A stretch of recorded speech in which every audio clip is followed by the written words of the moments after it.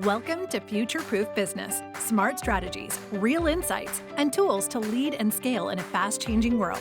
Let's future-proof your success. Welcome to the Inspire and Impact podcast interviews. I'm Daniel Rosenstein, your host. Today I have the honor of interviewing Julie DeLucca-Collins. Julie, thank you so much for coming on the show today. Thank you so much for having me, Daniel. It's always a pleasure to be here.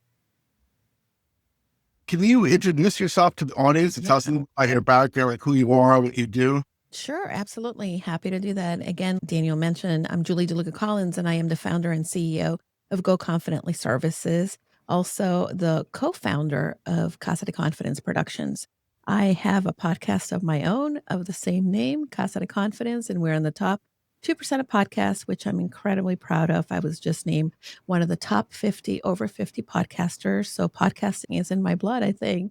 I can say that. But prior to coming to work in the online space, helping women entrepreneurs build a business that not only positions them as the thought leader that they are, but helping them create that consistent income. I worked in the corporate space for over 20 years, and my last role at corporate was Chief Innovation Officer for a national educational company out of New York City.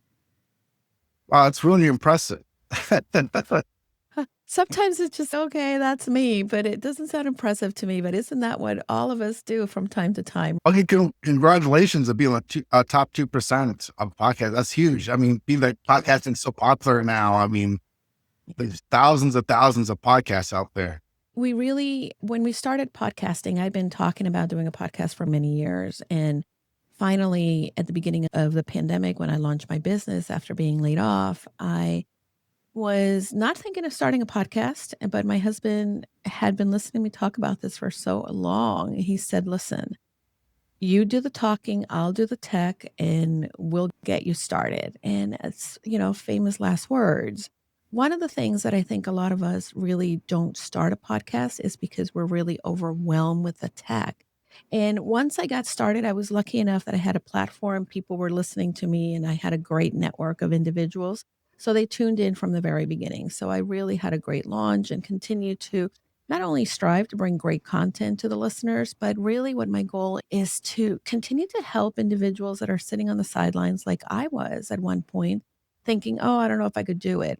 Really provide them with the tools that help them, like the name of my business, go confidently in the direction of their dreams. And incredibly fortunate that my husband now has come alongside of me. Now, as far as being the 2%, we strive from week to get better for every single episode. And we have some incredible individuals that have come on the show. But more importantly, we really want to have value-driven content. And we track how we are doing, what can we do better, and pull the listener. So that's really what I consider part of the growth. But it's a very strategic process.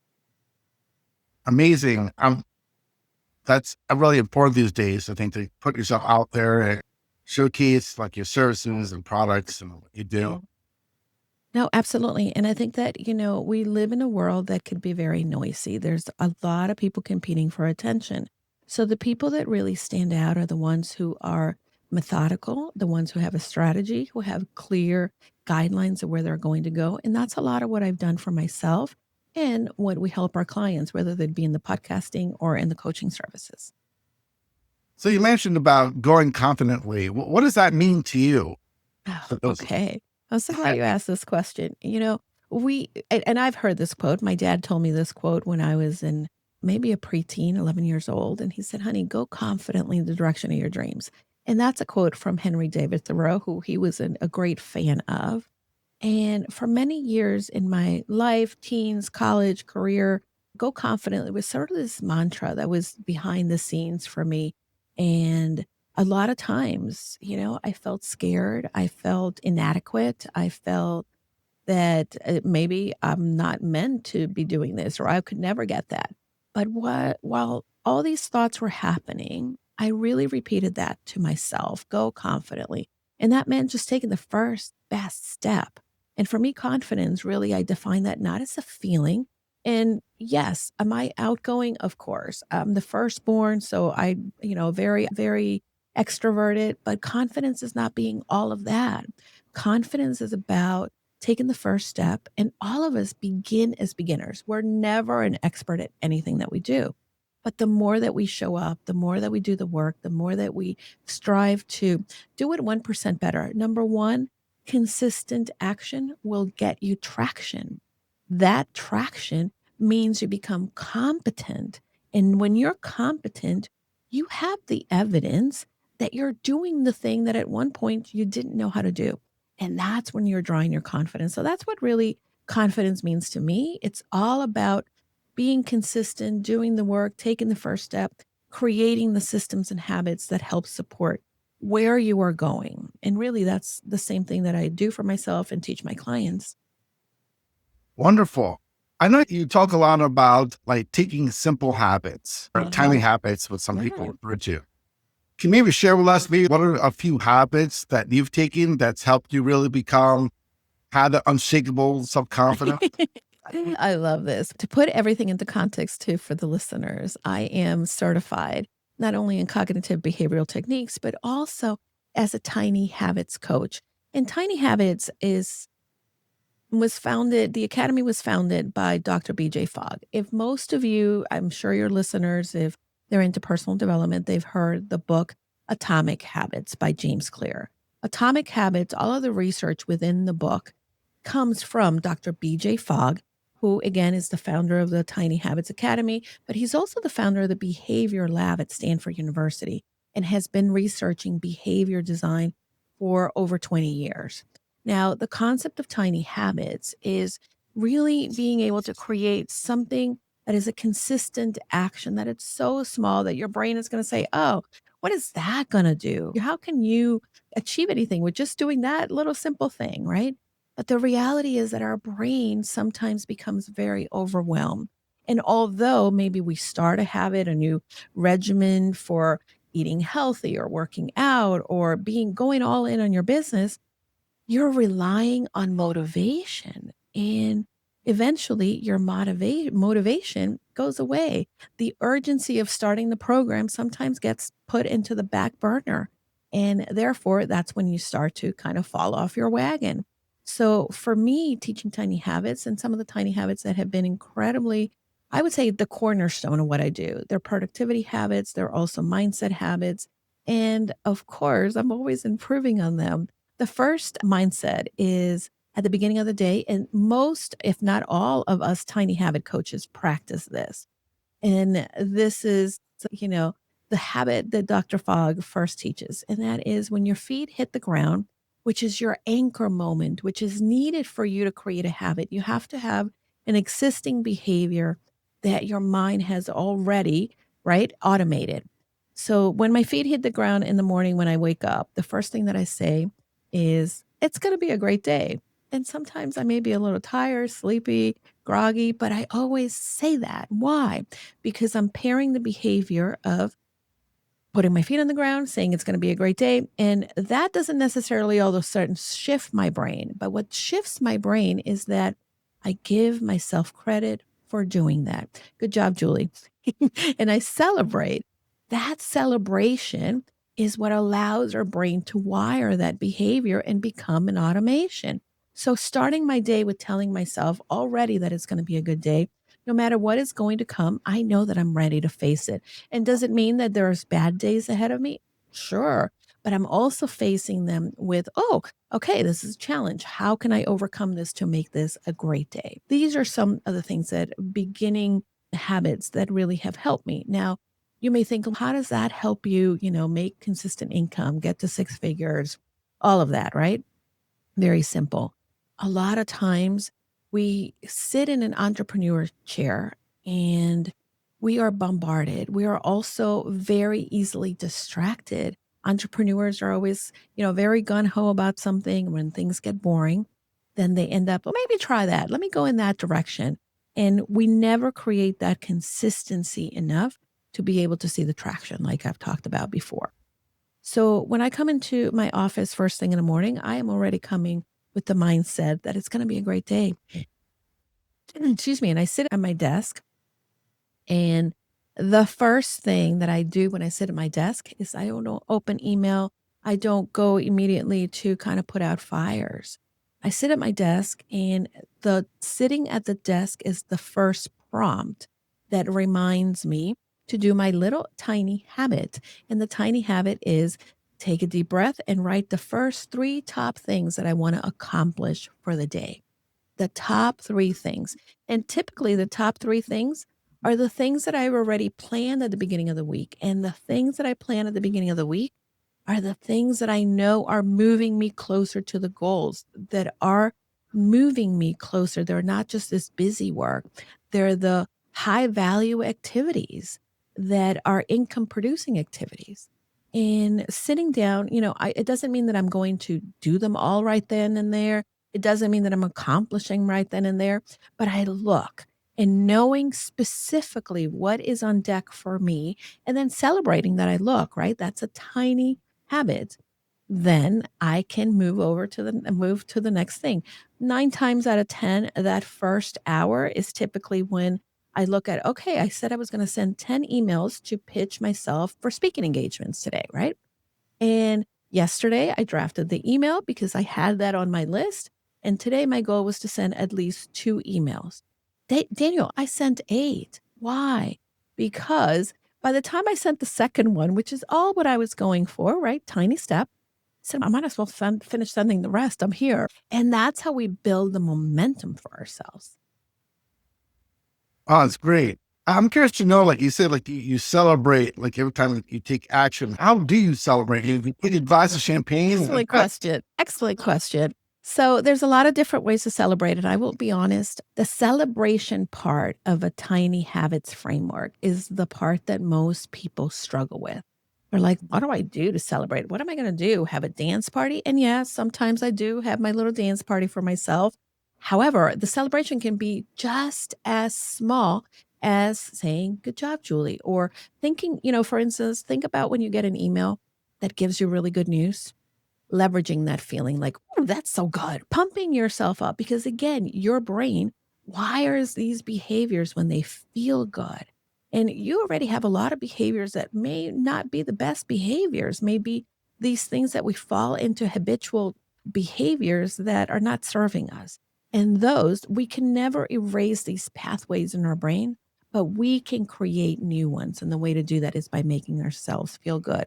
A lot of times also, when in the mornings when I say it's going to be a great day, a lot of times I look down at my dogs and I'll say, boys, it's going to be a great day. And they get so excited because they know we're getting up, we're going downstairs, and they get excited. And looking at them excites me. And that gives me that celebration feeling. So it's about what Dr. Fogg calls shine, creating something that is going to give you that little pep in your step. A lot of times people can say, whoa, go me, or anything like that really is unique to you. It really feels comfortable. But there's a lot of different ways in which you can do that. We have a list of over 100 ways to celebrate. So I could definitely share that with you. Oh, it's really amazing. I think it's all, maybe people overlook that. Like you said, like, so focused on working hard. They say, I got to get it done. I got to get it done. Yeah. So they don't stop and smell the roses and say, hey, smelling the roses is big for sure. So you mentioned that you and your husband have production services and help with them with their shows. Can you talk a little bit more about that? Yeah. So yes, it's mostly women who we help, and we also help some very cool dudes who we love. But the production company, again, it never started when we began my podcast, Casa de Confidence. It never started as something that, we're going to make this, a business. It just evolved. My husband and I are very different when it comes to our gifts. He is, if anybody knows the disc, I am a top D, high I. Very different from him, who is a C and an S. He's a conscientious and supportive person, and I am a dominant and very engaging extrovert person. But one of the things that we found is that as I started to work with women, they were really struggling. They maybe had a podcast or wanted to start a podcast, and they didn't know what was first, second, or third. And certainly for us, when we started, we didn't know it all. And there were certain things that we had to really kind of figure out. And then I've been listening to Pat Flynn for very long, and we took his course. I'm also part of his community. Subsequently, I've been on his podcast a couple different times. and knowing that there's a process, there's a system, and you need to follow the system. And of course, although my husband and I are very different, we both love systems. I was in operations and development, so those things are very important to me. I know that you have to follow a very clear plan in order to run anything. My husband is also a certified Six Sigma person. So he knows he's a green belt and he knows that, again, processes, procedures, all these things are important. So we started to put those together for us. We started to automate what we can. We started to create a process for bringing on guests, also doing all the back of the house, right? The show notes, researching the keywords, putting your content out there, sharing it with the world. And we realized that everything that we had are the things that we wish someone would have said, here it is, and it's done, right? And some of my clients began to inquire, hey, can I borrow your husband? Because maybe their husband wasn't that techy. And I said, sure, you could borrow him.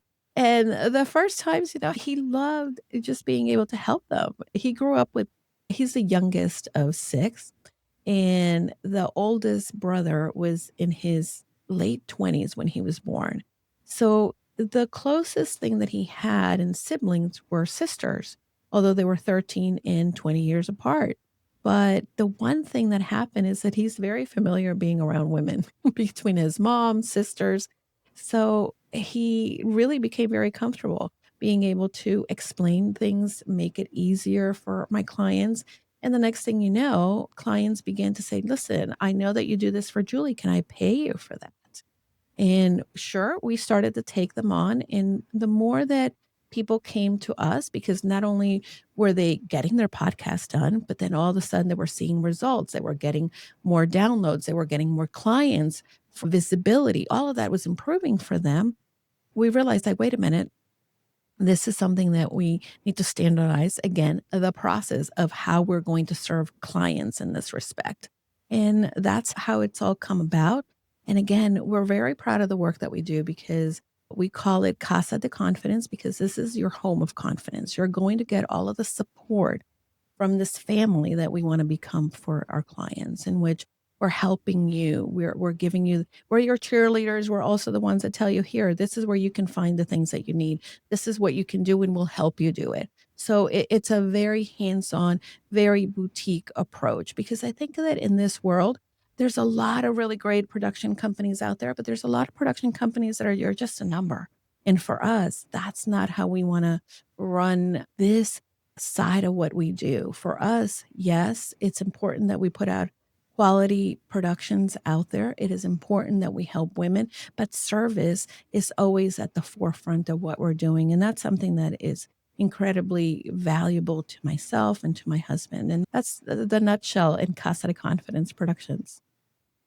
Wow, that's amazing. I mean, it's wonderful that you offer you treat people more than just like a number.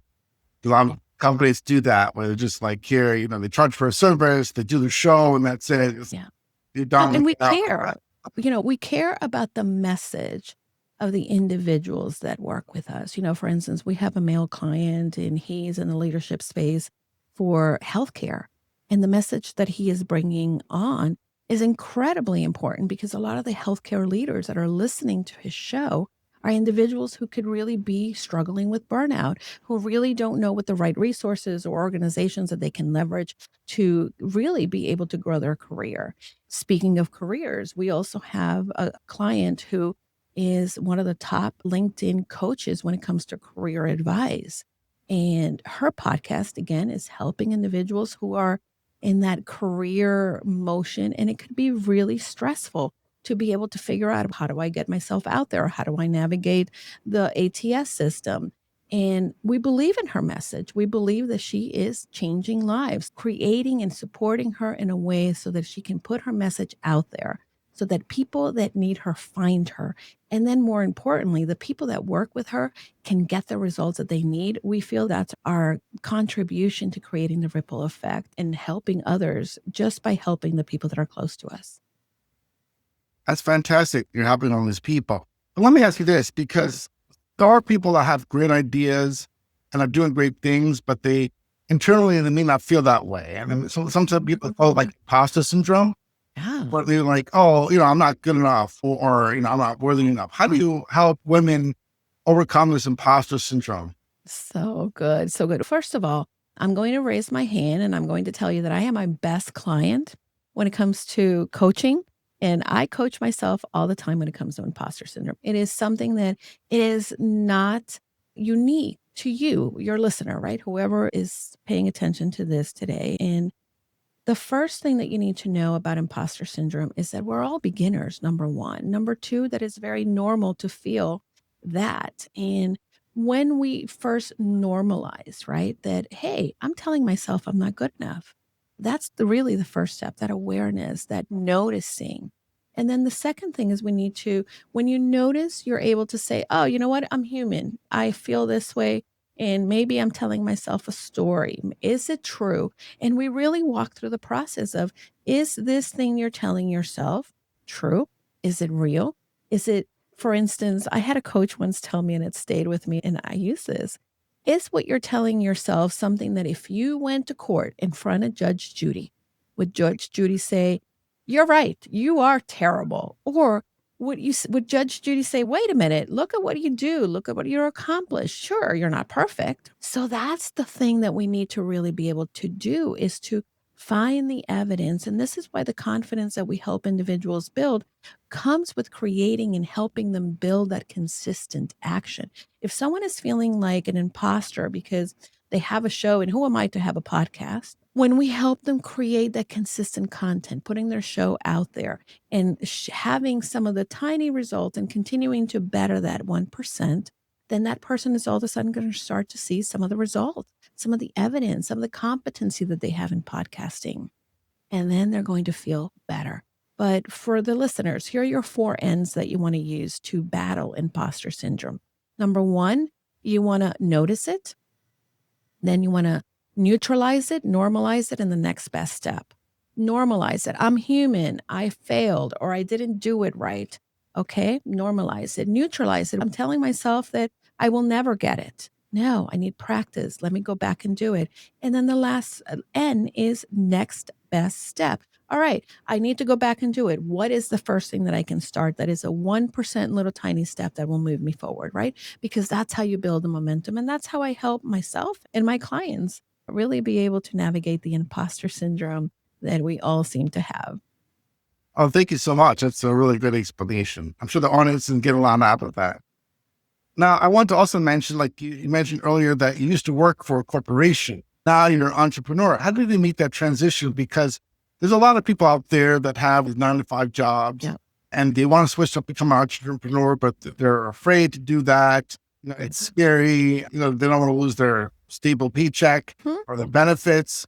How did you make that transition to becoming an entrepreneur? I mean, in particular, like the mindset shifts. Like, how did you go from the mindset, like, hey, I have a corporate job, to mindset, like, hey, I'm an entrepreneur now? Because it's a very big mindset. Oh, such a good question. First of all, I became an entrepreneur at the age of 11 when I created my little first side hustle. I used to come off the bus, and my mom worked for the Miami Opera at the time, but we lived around the corner from her office. But I used to go into her office after I got off the bus, and I would say, hey, I'm on my way home, so that she knew, because I'm aging myself. We didn't have cell phones back then. So I needed to let her know that I was okay. And then I started to see a need. All of these people working in her office were busy and had other errands that they needed to run. Some of them needed to pick up prescriptions. Some of them needed to pick up the dry cleaners, or, go get some Cuban coffee across the street because they didn't have a Cuban coffee machine in their office. And then I thought, there's a need. And wait a minute, I think I can fill that need. And that was a very important lesson throughout my years, right? I didn't always have a business full time. I've had my little entrepreneur, experiences here and there. I've done several different things, but it came to a point in my career, as it is for many of us, right? We start to think, is this really what I want to do? Maybe I can go out on my own and do this. I know that I'm working in this role in this company, but maybe I can do it. And there's that little tug in your heart. And I will tell you that I loved my job. I loved the company that I worked for. I was very good at my job. However, there was that little something that said I could do more. I could do it. I could do it my way. I could also take it in a different direction in which I'm impacting women at a larger scale. But you're right. The fear of leaving a consistent paycheck, the fear of and this is so silly, but it's true. I remember thinking to myself, my friends that have known me from high school on Facebook are going to think I am crazy for all of a sudden leaving a great paying job to all of a sudden doing this like whatever hobby business. Is it a real business, right? And we really psych ourselves up. So in 2019, let's go back a little bit. 2017, I got my coaching certification. And it was something also that was going to help me in my business. I did a lot of coaching and mentoring of other executives and programming. And I thought, okay, I could coach women in leadership. One of the things that I started to see is that women, specifically at one point in their corporate career, they stop moving up. There's not a lot of women in the upper levels. And I wanted to help them. So I knew that there was a need. Women always said, I wish I was as confident. Just like when I was 11, I started to notice the need. Then I knew that there was a need here. And then I started to prove my concept. If I showed you the steps that I took to go into the VP level or into the executive level, is that something that you would like? So I started to really talk about the things that I could do for the people that I felt could use what I could do, right? And when people started to say, yeah, I would want help with that, then I started to see, okay, maybe I can just take the leap and I can start talking to them. But still, I did not go out full time. And I kept waiting for the right time. I kept waiting for, the signs of the universe to manifest to me and say, Julie, come out here. And I did a lot of work and really I was incredibly afraid. I did an exercise that is actually something that Toyota, the car company, teaches to their employees. And it's the 7 whys. And, for instance, the question was, why am I afraid to leaving my job and going full time into a business? So you answer that question. And then, the answer was, I don't know what I'm going to be able to do without a steady paycheck. Why don't you know what you would do with a steady paycheck? And you keep asking why and why until you get to 7 layers deep. And then you're going to see what your true fears were. And Daniel, you know what my biggest fear was? It wasn't that I wasn't going to have a steady paycheck or what people were going to think. Sure, that was it. But the bottom line fear that I really was able to uncover is that I thought, what if I go and yes, there's some money coming in for the business, but then what if my husband loses his job? And what if all of a sudden we can't pay our bills? And what if we become homeless? I mean, my biggest deep fear was that I was going to be homeless. I've never been homeless, but certainly grew up in a single mom home and things were tough. So all of these ingrained fears for myself were the things that were preventing me from taking the leap. Now, the universe kind of took care of things for me because I was offered a separation package. The company that I worked for at the beginning of the pandemic was hit very hard. Schools shut down. So for all intents and purposes, our programs shut down. So when I was offered a separation package and I was laid off, I thought, okay, I have nothing to lose. This is it. Now, not everybody's going to be laid off. Not everybody's going to be ready to leave full time right away. So what I really encourage individuals is know what you are going to do. And that may mean trying out different things. Second, know who you're going to do it for. Third, understand whether or not that person is willing to pay for what you are going to offer them. Are they willing to pay for it?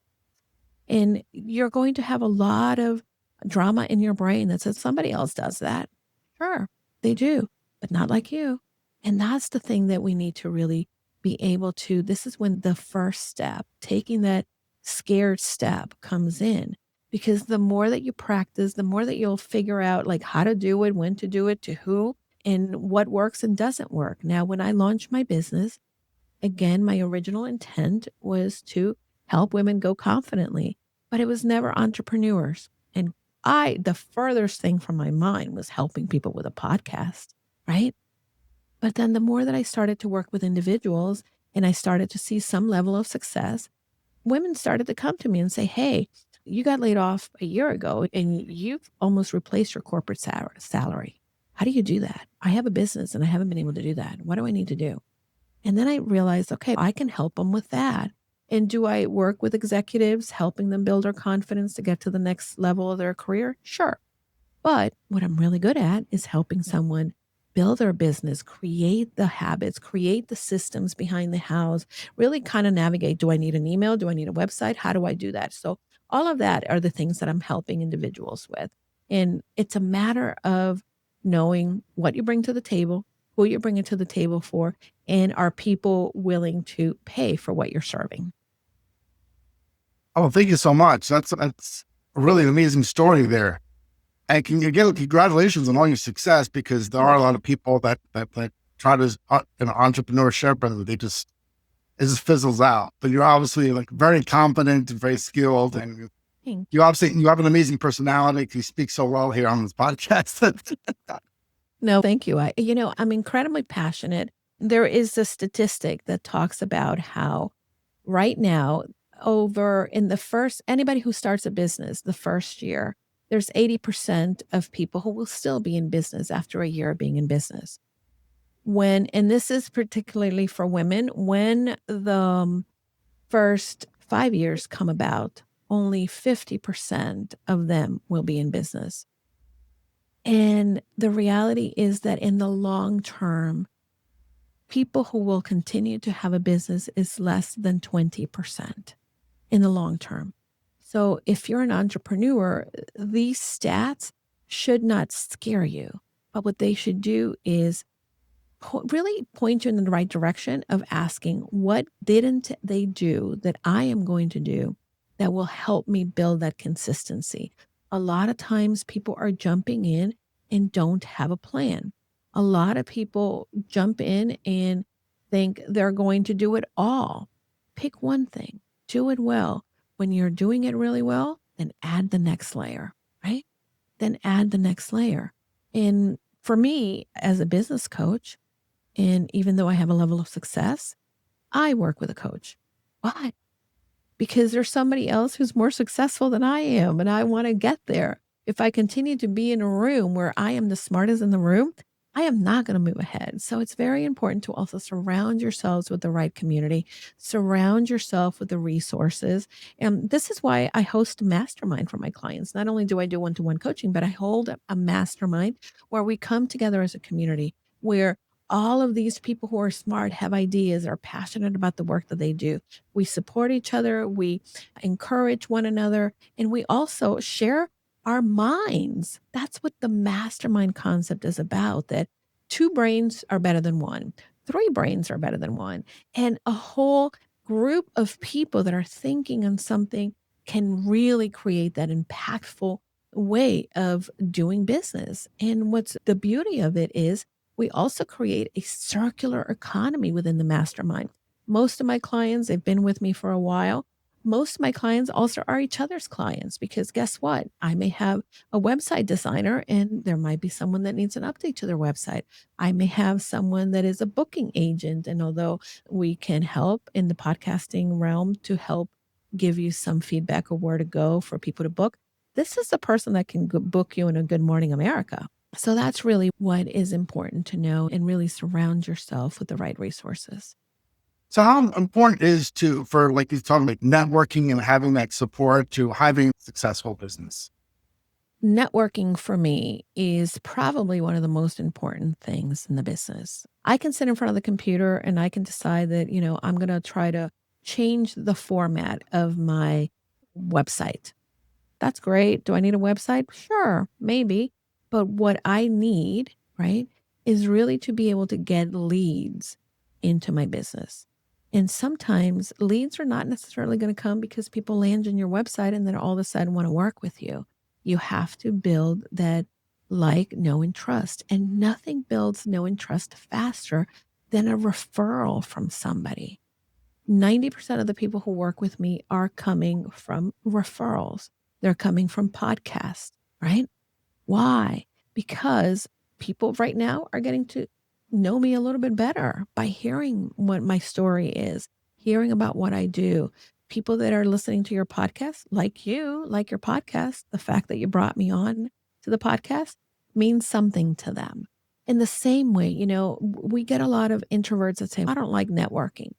It doesn't have to be that you go into you walk into a room and then you're giving away your business cards to everybody.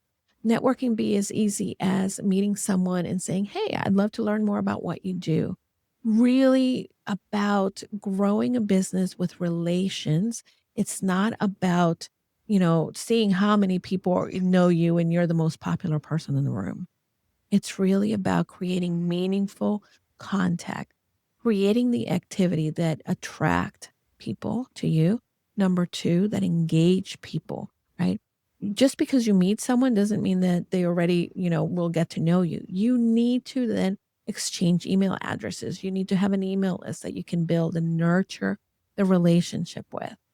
And then, tell people what you do. A lot of times I will sit in networking events and there's some really great people that I love networking with. And every so often they'll say, hey, Julie, what can I help you with? Who do you need?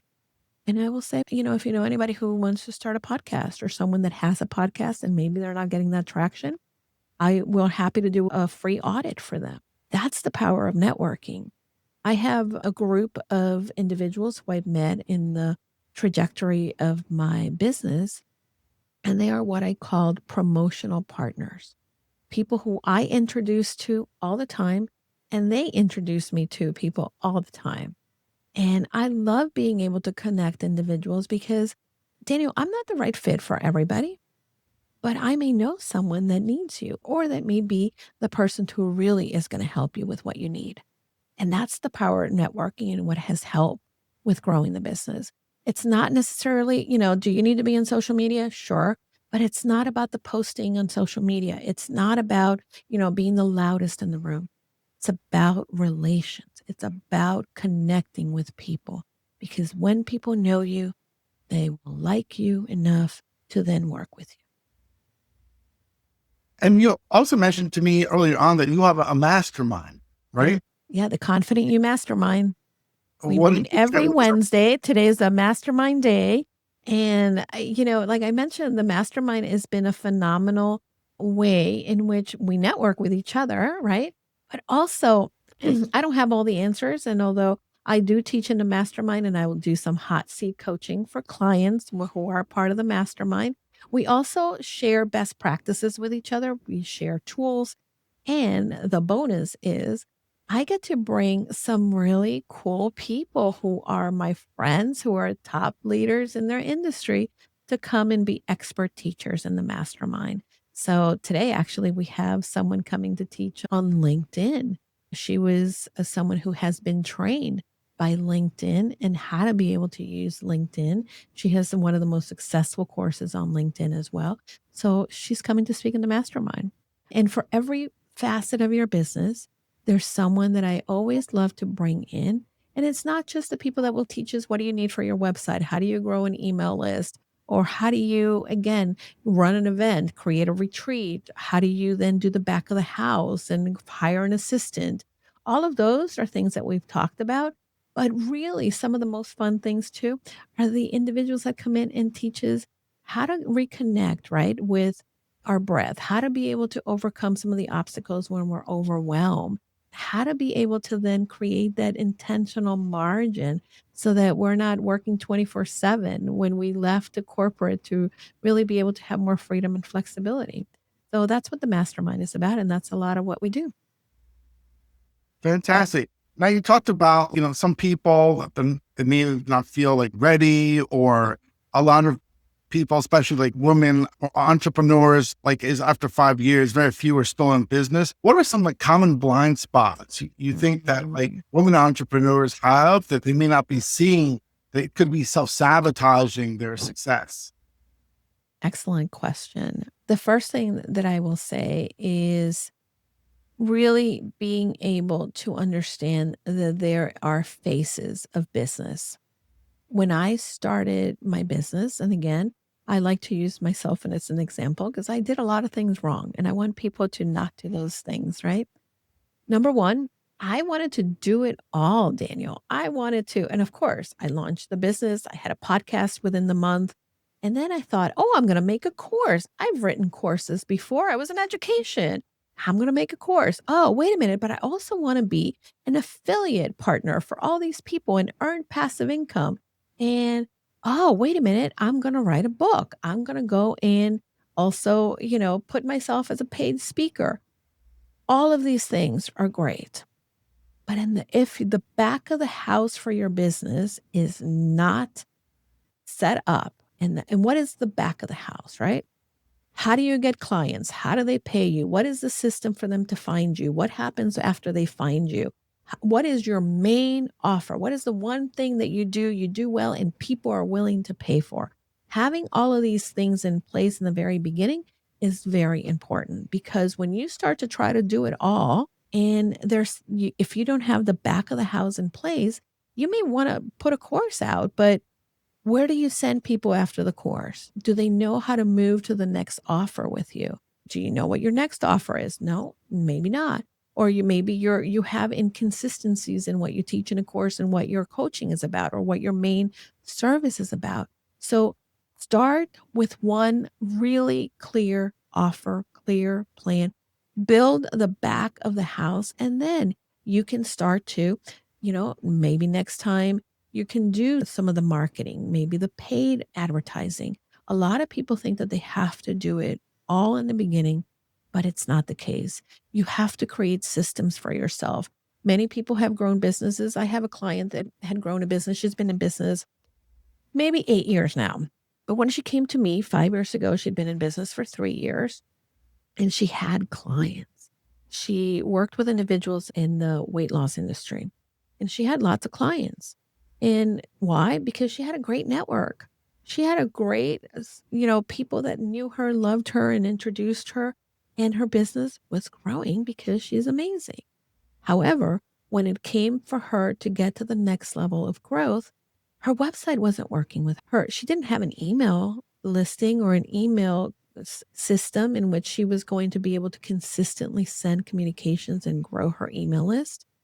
She didn't have a VA. And when she brought a VA, she never delegated to the VA. Why? Because she didn't know how to explain to her what were the processes and the things that she could give away to her. And she kept thinking, oh, it's going to be easier for me to do this rather than giving it to the VA.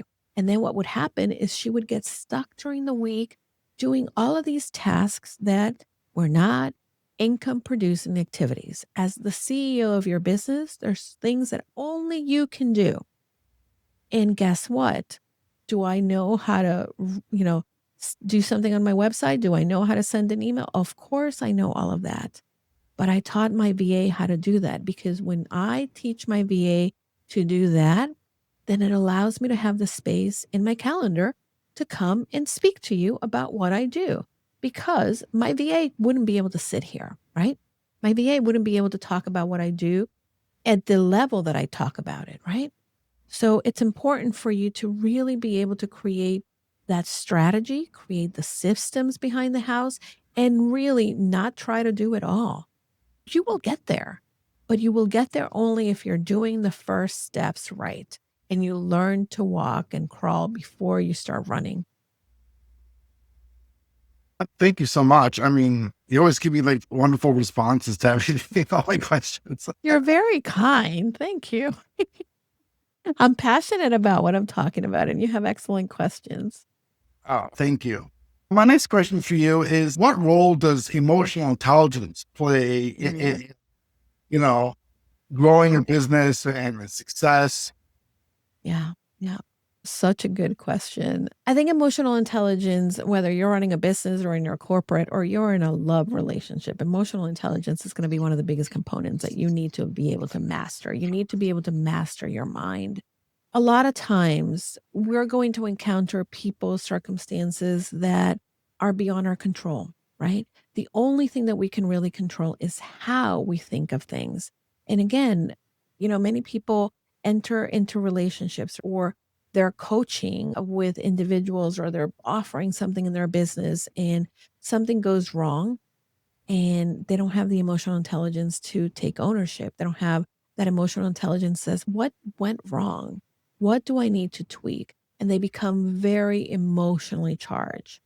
A lot of times I've seen clients who maybe have a sales call with someone and the person that they had a sales call for whatever reason chose not to move forward with them. Then all of a sudden that sends them into a tailspin. They're like, I'm terrible. No one wants to work with me. Or they'll say, oh, I hate that person. They really wasted my time.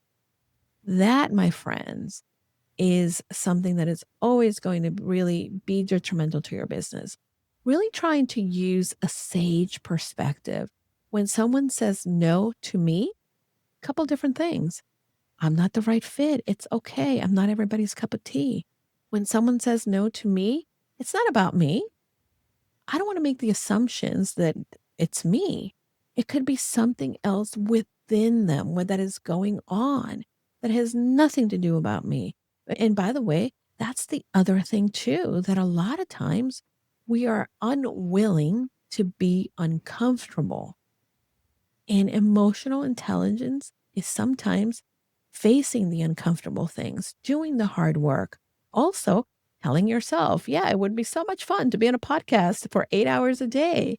But I also have to do the boring stuff in my business, right? I have to look at my P&Ls. I have to look at where we are with income coming in, not coming in. I have to do my strategic planning. But you really, it's going to take you kind of putting your big girl pants or big boy pants and saying, okay, what is the best thing that I can do? And not taking it personally, not thinking that it's about you, and really being able to say, okay, that's a no. All right, next. And you never know what is going to come of it. A lot of times we make assumptions about what someone is thinking. I recently had someone that worked with me briefly, and they said, one of the reasons I don't work with you is because you are always supporting everybody else except me. And it would have been very easy to take that personally.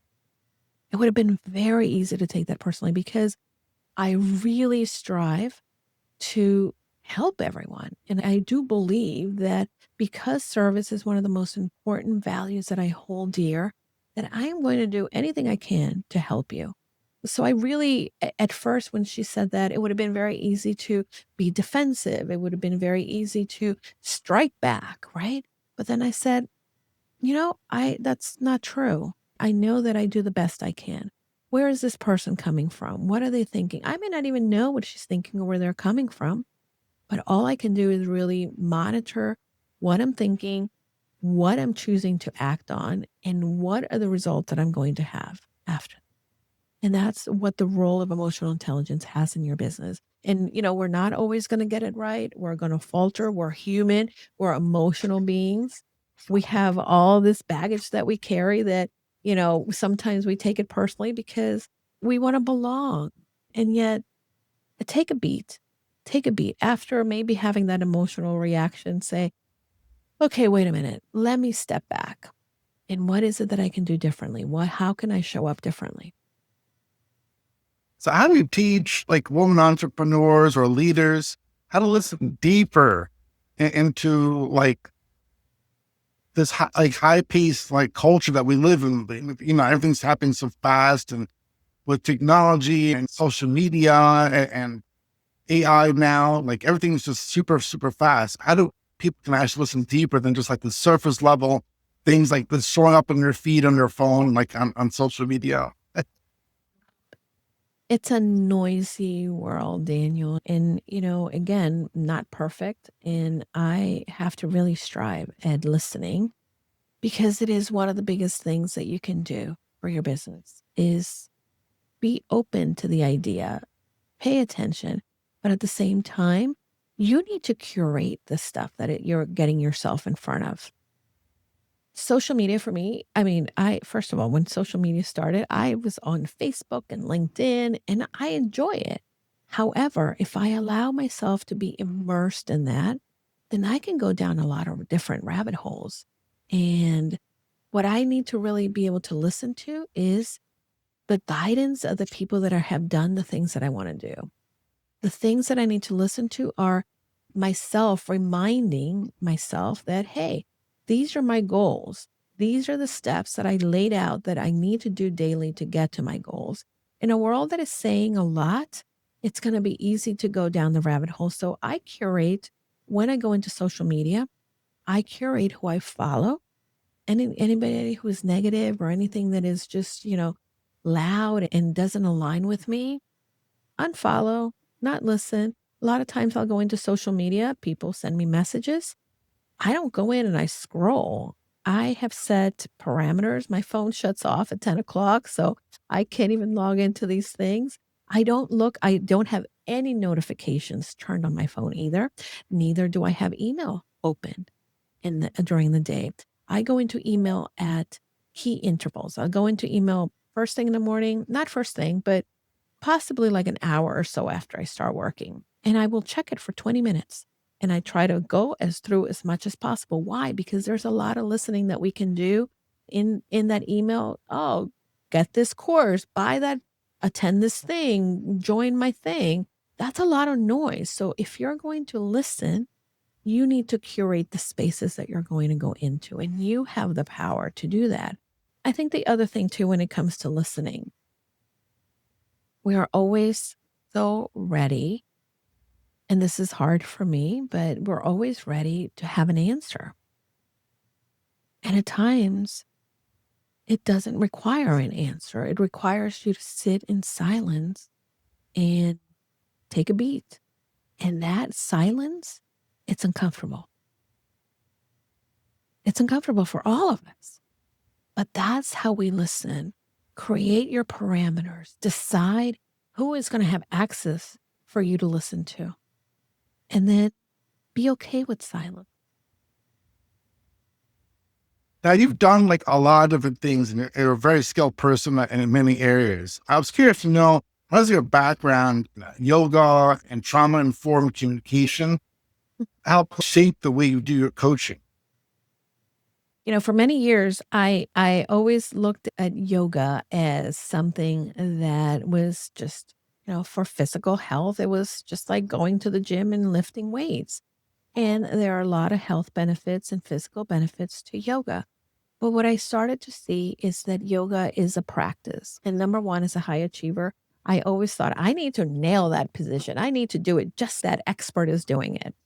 And when I started to see that, I don't have to do it like that expert. And wait a minute, that expert has been doing it for 20 years. Oh, hold on. My body doesn't bend the way that an expert does. When I started to notice these things and incorporating them to my yoga practice, I started to also then allow these thoughts to go into other areas of my life. Showing up in the business, you're going to see the entrepreneurs that are telling you they're riding in their private jets, making 10 million a year and, go to the Maldives every year. And that's great. But be who you are. You know what? Oh, I may want to do that someday, but today my body doesn't bend that way.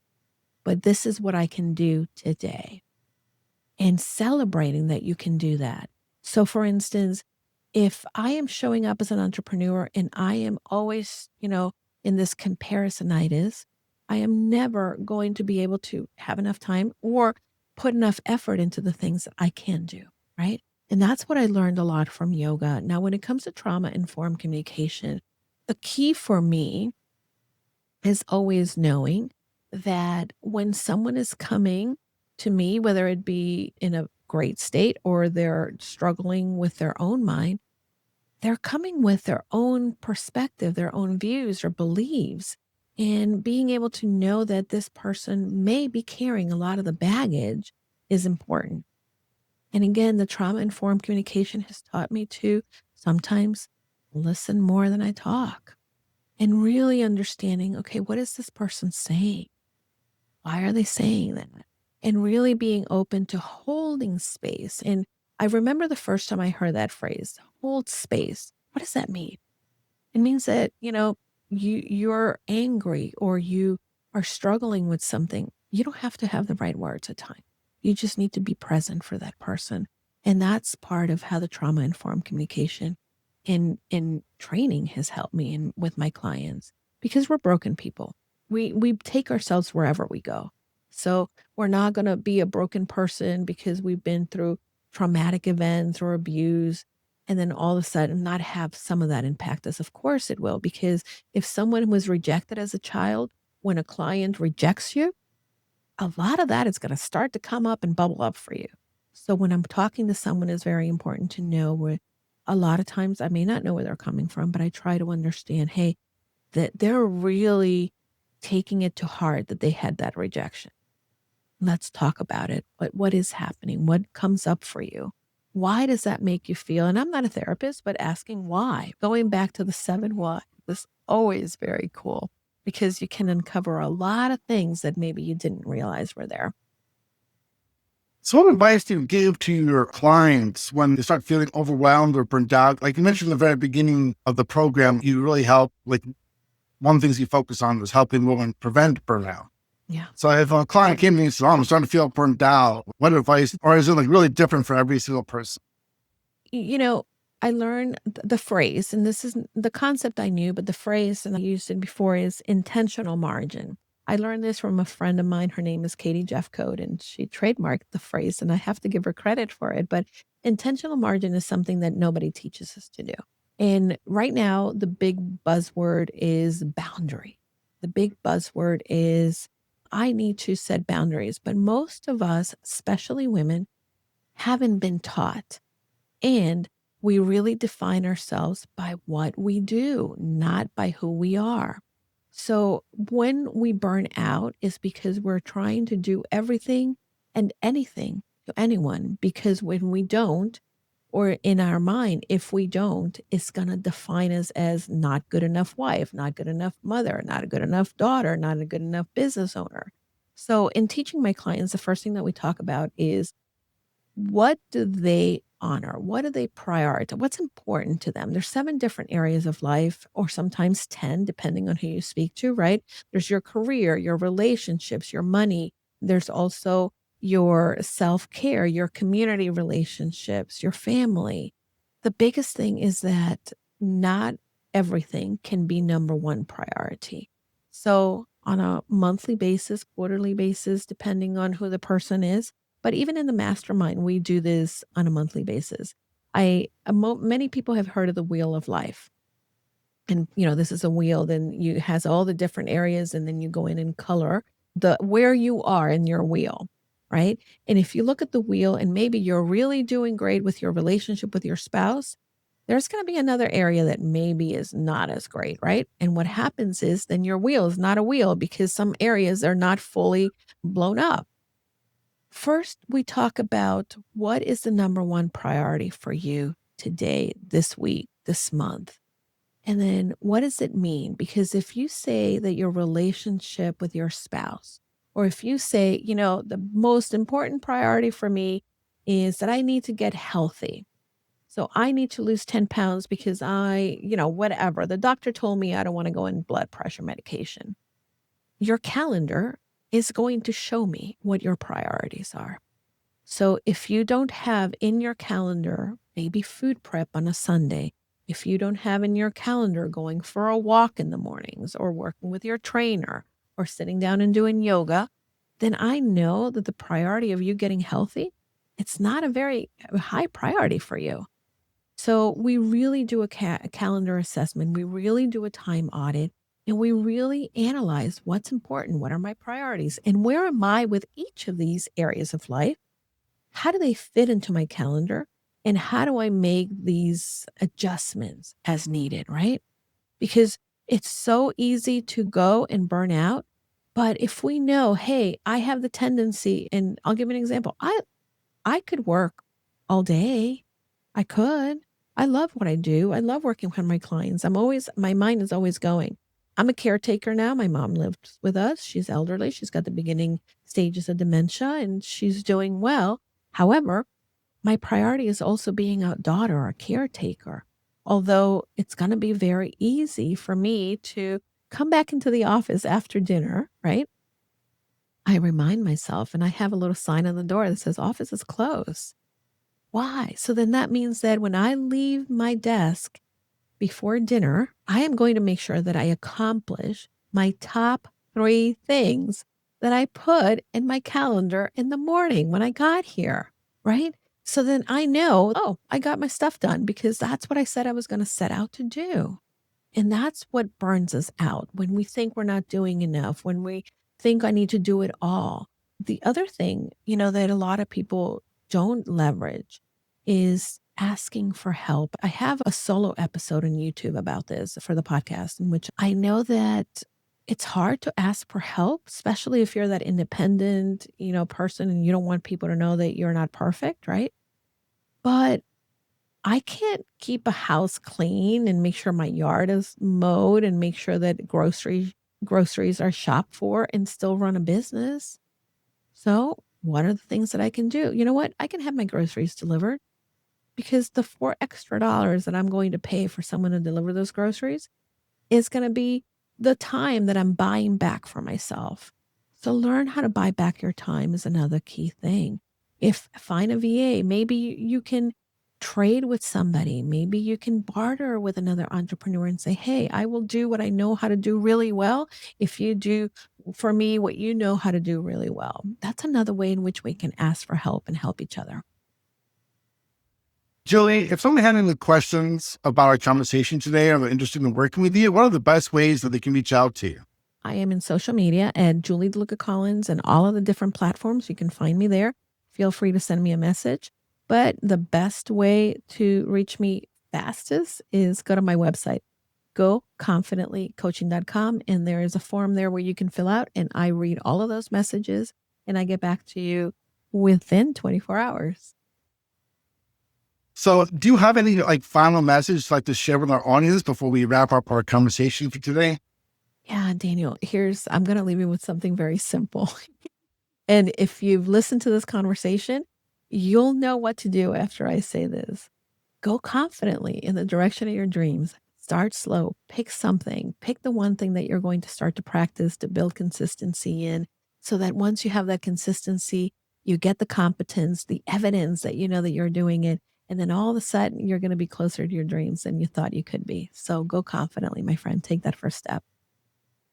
Julie, I can't thank you enough for coming on the show and sharing all your wisdom, your knowledge with our audience. I really love talking with you because you're a dynamic speaker and you have a lot of great advice. Unfortunately, You're coming out. You're so kind. This is going to be the best day, continuing to hear all these wonderful things told to me. So you're incredibly kind. You have a great platform and, you're doing great work by curating incredible individuals that you're interviewing so that people that, are listening to you know that you are that expert that is helping them find the resources that they need. So thank you so much for this platform.